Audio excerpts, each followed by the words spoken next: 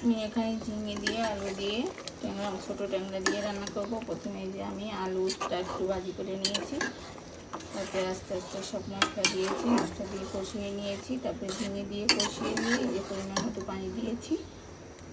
আর আমি এখানে লবণ হলুদ দিয়ে সুন্দর করে ট্যাংরা মাছগুলো ভাজি করেছি।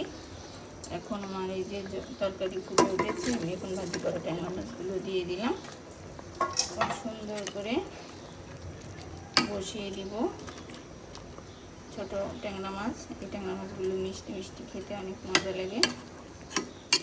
এবার ডেকে রাখবো, মাঝে মাঝে হালকা করে নামিয়ে দিব, হয়ে গেলে নামিয়ে ফেলবো। এই যে আমার ট্যাংরা মাছের তরকারি, ঝিঙে আলু আর ট্যাংরা মাছের কারি যাকে বলে, এভাবে করে খেয়ে দেখবেন। সামান্য মশলা দিয়ে খেতে ভালোও লাগে এবং শরীরের জন্য খুবই উপকারী। ধন্যবাদ সকলকে।